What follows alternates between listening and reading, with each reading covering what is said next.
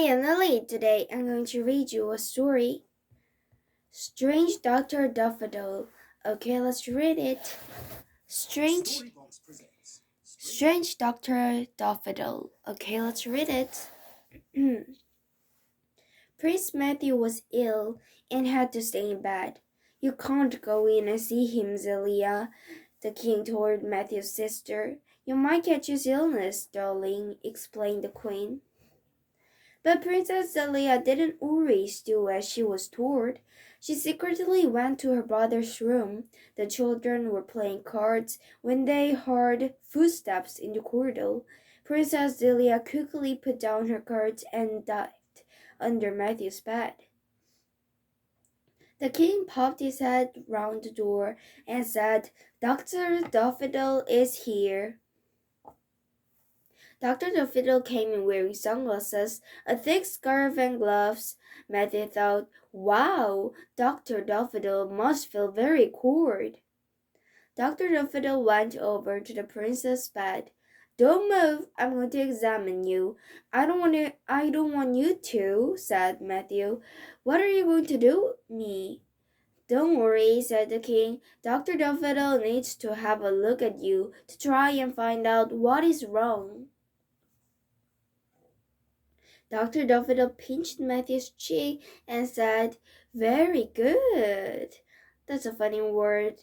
That's a funny way of examining someone, muttered the king. Dr. Daffodil poked Matthew's tummy with one finger and said, Very, very good. Then she grabbed his arm, squeezed it, and said, very, very, very good. The king was not happy. He said, Excuse me, but I think Matthew is really quite ill. Dr. Daffodil looked impatient and said, Your Majesty, do something for me. Go and fetch a blanket, a hot water bottle, and a hat for the prince. A hat? Yes, to keep his ears warm. Quick! As soon as the king left the room, the doctor gave a horrible, horrible smile and rubbed her hands. She pointed her finger at Matthew and chanted a spelling spell. Bring, string, tie, tie, no fight. In a flash, the prince was tied up tight.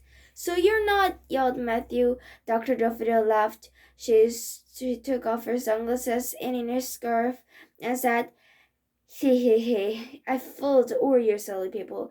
Princess Zelia trembled under the bed. She could see the doctor was really Onion Bunyan, the wicked witch. Onion Bunyan grabbed poor Matthew and stuffed him in his big bag. I have dreamed of this for so long, she said. A prince, a new flavor.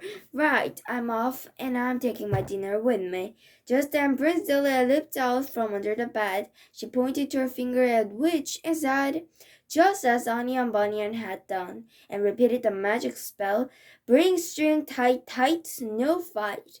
In a flash, the witch was also tied up tight. Onion Bunyan roared and struggled so hard that her wig fell off. Sparks shot out his eyes and nose twitched angrily. She shrieked another spell in a rage. Wicked secret trick sister turned into a viper, but she couldn't point her finger at Zelia as she was all tied up. So nothing happened. Little brat, screamed the witch. Just you wait.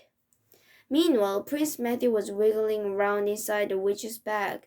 Zelia ran over to set him free. Then Matthew pointed his finger at Onion Bunyan and repeated the spell, making sure he got it right.